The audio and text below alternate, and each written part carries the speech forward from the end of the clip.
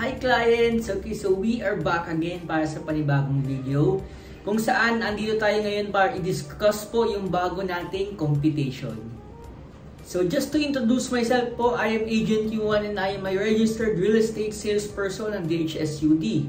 Okay, so you may message me po or we can set site viewings, okay, here sa Urban Decom Ortigas if you are interested sa project natin.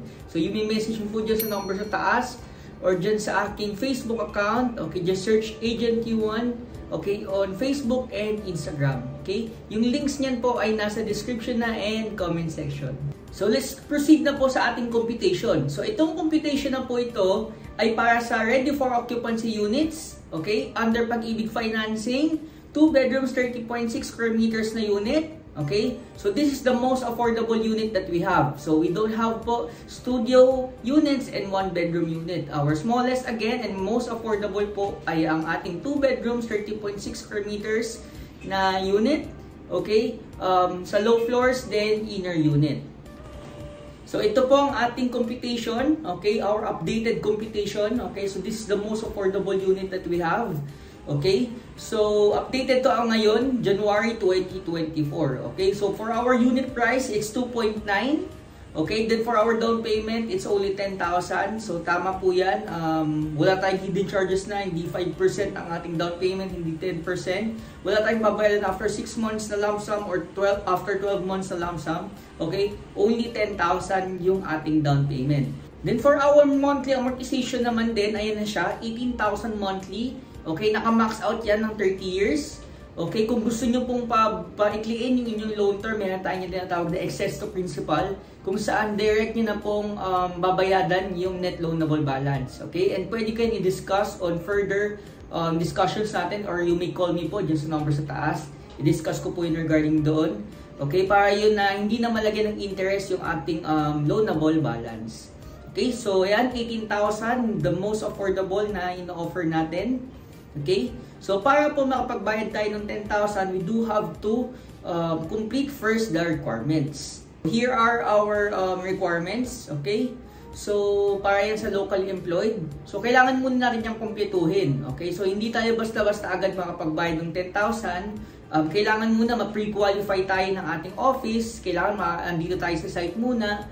Okay, kailangan ma-interview muna tayo and evaluate. Okay, and to sign yung mga kailangang forms bago tayo magbayad ng 10,000. Actually, the easiest part is the payment. Okay, and that's also the last part. Okay, yung pagbabayad ng 10,000 kasi may mga pagdadaanan pa tayo yan like itong submission nito. So kailangan yan lahat. Okay, so may client yan magtatanong, sir, baka pwedeng mauna naman yung 10,000, ganyan, baka pwedeng gawa natin ng paraan para lang ma-reserve ko din yun kasi yung ganda ng units nyo eh. So sa case natin, syempre ako gusto ko ma-reserve yung unit nyo pero hindi tayo papayagan ng office.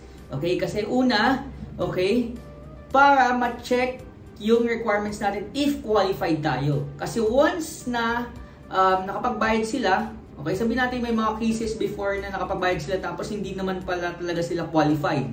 Okay, non-refundable na yun yung 10,000. Okay, kaya ngayon, kinukumpleto muna natin yung requirements. Number 2, para po mas mapabilis yung process ngayon ng application kay Pag-ibig.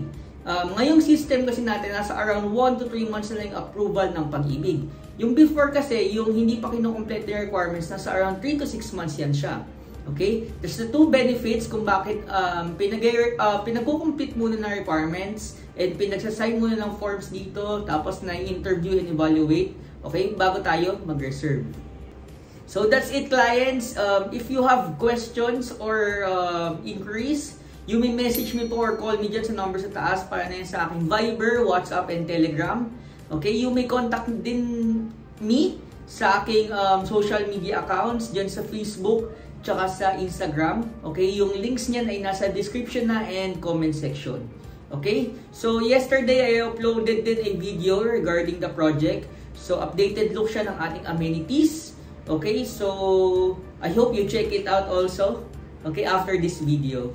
Okay, so I guess that's it, clients. I hope to see you soon. Thank you for watching and subscribing to my channel. So that's it, clients. Bye.